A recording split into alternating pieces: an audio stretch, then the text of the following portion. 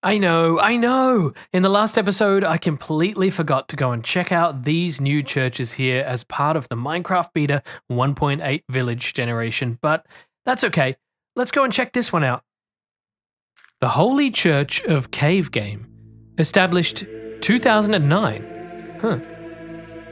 Wait, what's that music? In the beginning, Let's go inside. Notch created Cave Game. But it was flat and formless. It was RD131648, the first version.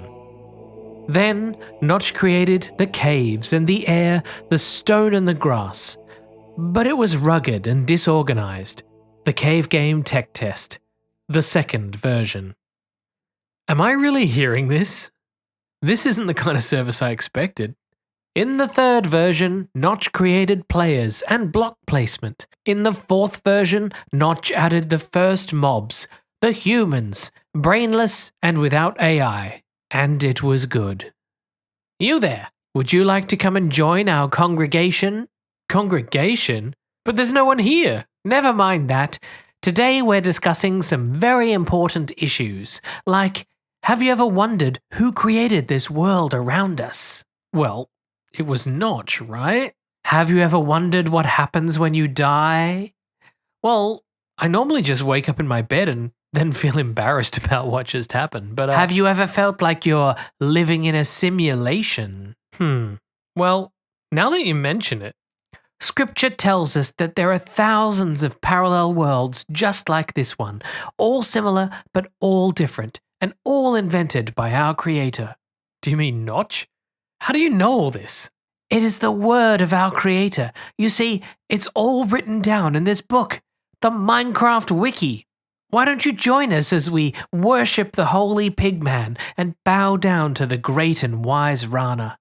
Nah, it's not for me. But thanks anyway. I think I'd better go now. But wait, don't go. If you join us, you get to wear a special pumpkin on your head that protects you from Endermen. That doesn't even make any sense. Nah, I'm out of here. Wait, how did you move so fast? Don't forget, it all goes to a good cause.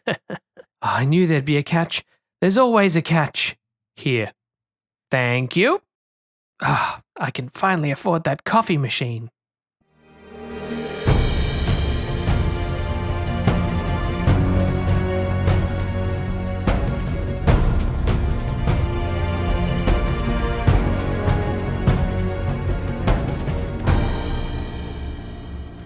Oh, glad to be out of there. Welcome back everybody to another episode of Minecraft The Journey with me, BugmanCX. Here we are in Minecraft Beta 1.8 in a very strange village generation. This village has generated with only a church and some farmland. Pretty weird. And I think that church pastor or whatever he is gone now, so it might be a good opportunity to just head inside and have a bit of a look around. Okay. So what do we have here? Not a very big church. It's got a bit of an altar section up here, which is probably, where the church leader stands to give his sermons, just like we saw a little bit earlier. But the whole thing's made out of cobblestone, so it's a little difficult to see exactly what's what here, but just made up of a couple of stair blocks. Pretty simple. But here we have a ladder. So where does the ladder go? Let's have a look. Looks like we have a little bit of a room up here where we can look out of the church steeple and see the forest and whatever else we have views of from out here. Looks like out here might have made a nice little spot for a balcony on top of the little rear section of the church, but we didn't have that. Oh well. Let's head up onto the top and see what we've got up here. This is why, because you can come way up here and check out all of the surrounding views from the top of the church. Isn't that looking really, really nice? Big old views of the Minecraft terrain right here. But that's enough of villages. We have done everything now that we need to do with the villages, and I can't wait until they get populated with some actual people, because right now, this is all we got. But it is good to be back here in the original village, the Notch village that we built in the last episode. Isn't it cute looking?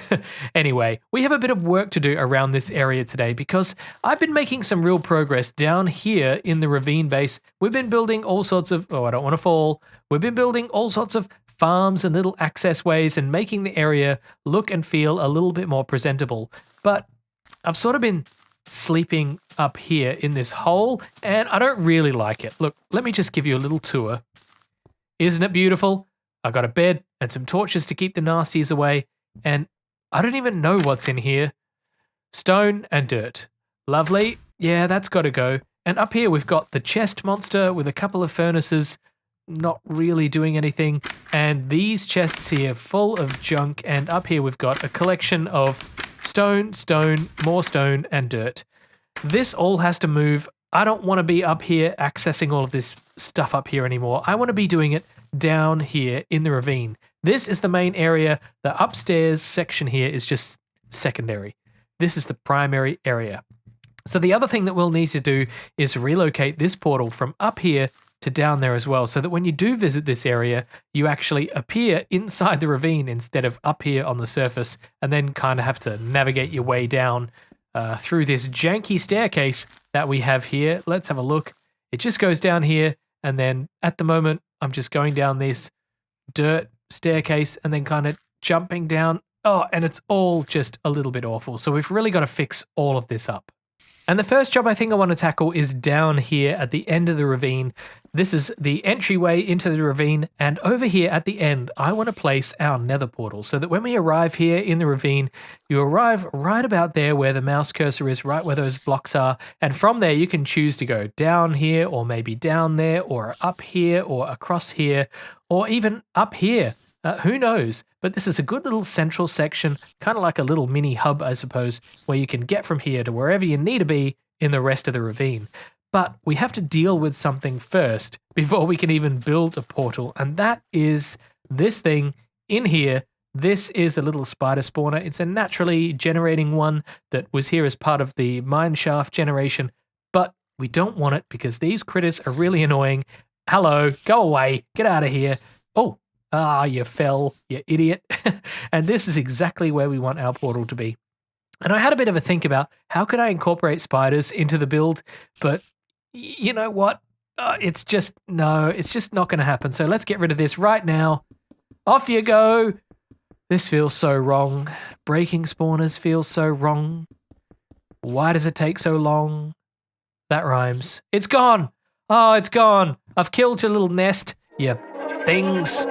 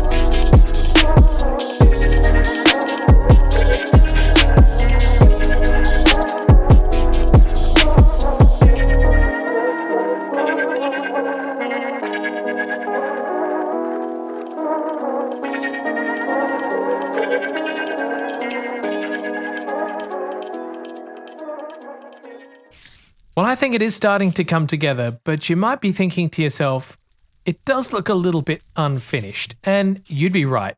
There are a couple of things I want to do to this area to make it a little bit more vibrant, maybe a little bit more chaotic. We'll see. I've got some ideas. The first things I want to work with are water and lava, but there are a few quirks about water and lava that we need to cover first. As we know in Minecraft, lava and water don't usually mix very well. You can get combinations of cobblestone, stone, and obsidian by placing water and lava together in different combinations. For example, if I place this water bucket here, you can see that the water source has converted these lava bits here into cobblestone, and if I do this again, you'll see that the water has now converted that lava source into obsidian, very annoyingly because I've just lost a bucket of lava. So they don't really work together very well, but here in Minecraft Beta, there are some ways we can manipulate the water and the lava to work together. Now, normally with lava, you would expect that if I was to place a water source here, that the water would spread, and when it reached the lava here, here, here, and here, that it would turn these into cobblestone. But something unusual happens. Let's have a look. As the water spreads, it does hit the lava and it makes a hissing sound. But as you can see, these two blocks here, the flowing water and the flowing lava, can coexist like this without triggering any kind of block transformation to happen. And it does look very strange indeed. In fact, we have seen this back in InfDev, and I don't know if it's always been a thing or if it was fixed and then reintroduced in a later version, but it looks like we can have flowing water and flowing lava coexisting together. And I want to make use of this next to our portal. On either side of the portal here, we've got these two spaces here and here and here and here, and this is where we're going to put flowing lava and water right next to each other. So I've dug these pits here so that the water and the lava can go down to the bottom of this pit here and do whatever they need to do at the bottom there, out of the way of what we can see at eye level up here. And if we peer up into the hole here, we can see that I've got one block up here, which is one block higher than the other block, and this is where the lava source and the water source are going to go.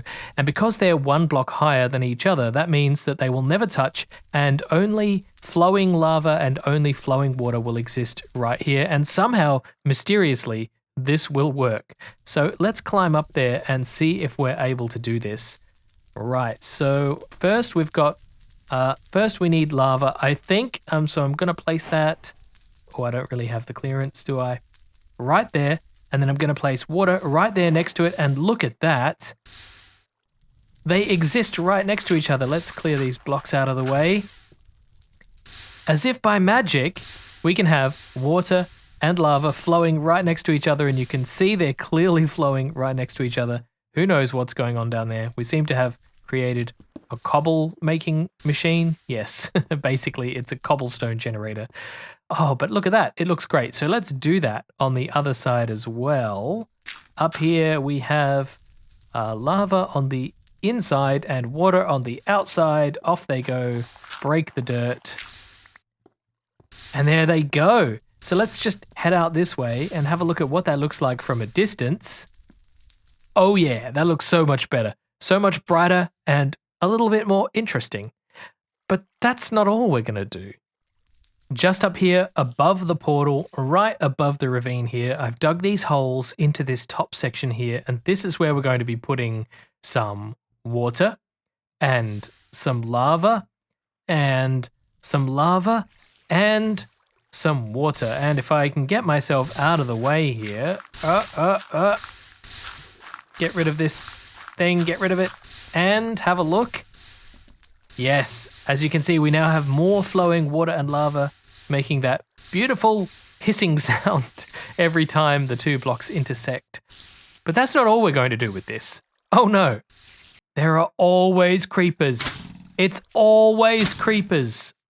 Well, we've been making a little bit of progress here. As you can see, I've installed some pistons, so you might be able to figure out what I'm planning to do up here. Let's climb up my dirt scaffolding and, oh, I'm stuck in a cobweb. Let's just get rid of that. Yeah, that's better. And here we've got our channels for the water and lava as we saw before. But in the back here, we have got some pressure plates, and that is hooked up to some redstone. I'm not going to break it here. Let's just go around to the secret back entrance and we'll have a look at that. Never do your redstone on camera, that's what I always say, so I did it beforehand. Just behind here are where all of the pressure plates are, and some of them will control the pistons up here, and the two in the middle will control the pistons down here, here, and here. And that's done by having one of these repeaters here and a redstone wire so that each of the pressure plates can operate independently and not interfere with each other's circuit.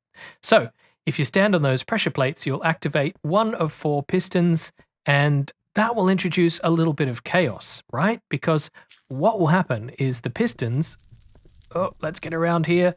The pistons will push the block down and block off the water source or the lava source, and that will prevent it from flowing all the way down. And then as soon as you release the pressure plate, the piston will retract and that water source or lava source will flow back down again. And so it should introduce a random element into the base, a little bit of chaos, which is what we wanted. But how are we going to get those pressure plates to randomly turn on and off? Aha.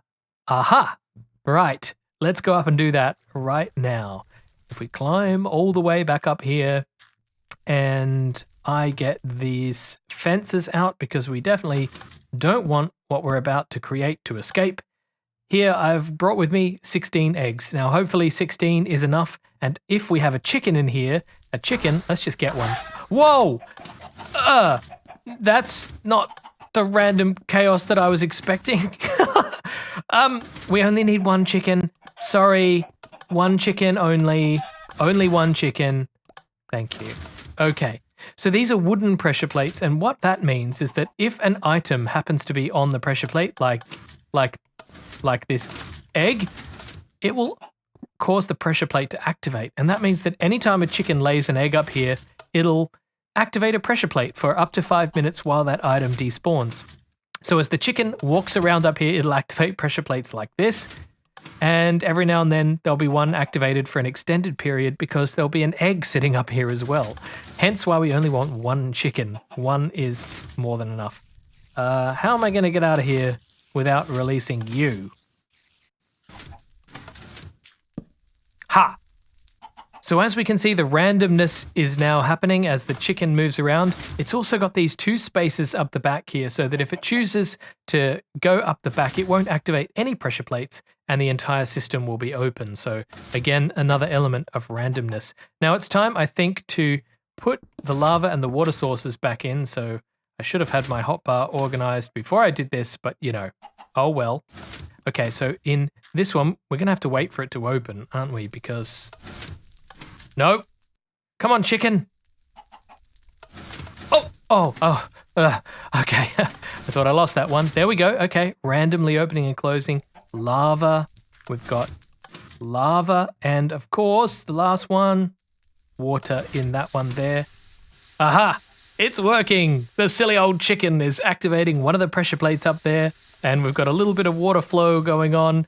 Come on, chicken, move to another place. I think the chicken is stuck trying to navigate over. Oh, that's not good. Oh.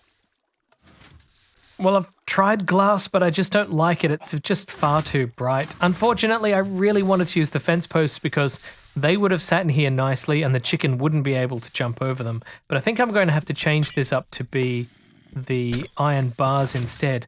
And they don't connect to the pistons annoyingly, so it makes this really odd shape. But also because it's iron bars, the chicken will be able to jump over it theoretically, so I have to actually raise the entire thing to at least... oh, that was close! To at least this high, and since I'm going to do that, I might as well do the entire thing. And now you're just living in a cage. Let's get rid of those. Okay, you can keep those. Let's go back down and have a look at this from a distance. Well, it's not terrible, but I don't like it as much as the fence posts. And as you can see, the chicken is visible, which is what I wanted. As you look up here, I wanted you to be able to just see the chicken moving around doing its thing. And at the moment, it's having quite a successful time because the glass bits that I've left up there are holding the pressure plates closed, so the system isn't very active. So we'll wait for them to despawn and then check this thing out in a time lapse and see what it looks like. Oh, and I only just noticed, but glass panes, when you break them, you get the pane back. That's great. I've been watching this fountain for a little while now, and one of the things I've noticed about the chickens in this version is that they move around a lot, and I think it's just a little bit too chaotic, as you can see from the time lapse. So I've increased the amount of space available for the chicken to get off the pressure plates and walk in a non-active zone. I might give it even more space because it is still activating those pressure plates quite a lot. And we want this to be chaotic and random, but also subtle. And right now it's just a bit too much. Well, I think the last job to do is to light up this nether portal. As you can see, I've surrounded it in soul sand here just to make it look that little bit different from a distance. And I think it does make a difference. And inside, it's also double spaced as well. You can't light two portals right next to each other. Let me show you what happens. If I light this one up and then try and light this one, they'll just swap around like this. So you can't have two portals adjacent to each other. But we can light up that one, and then maybe we can use this as a passageway in the future to go somewhere secret or somewhere else. But we need to now see and make sure that our portals are lining up correctly. And here we are in the nether tunnel. This is a job for another day. And back in, let's see where we come out. Hopefully we'll come out down in the ravine. And no, we've come out on the surface. Breaking obsidian, Minecraft's best feature. Attempt number 2, I'm pretty confident this time because now there's no portal on the surface, but we'll double check just to be sure. Back in the nether, let's head back to the wonderful overworld. Really do have a lot of work to do in the nether, don't we? And here we are at the beginning of the ravine. And look at that, you come outside and there's some weird lava here that seems to be suspended in midair, and I think that has to do with the way that chunks load. But don't worry, that chicken moving around will fix that very, very quickly.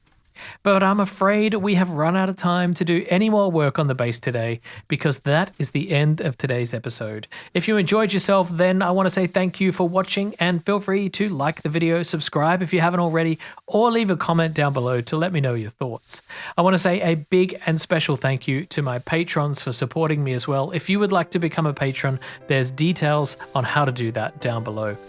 But until next time, this has been BugmanCX. You've been watching a very erratic chicken. Bye-bye.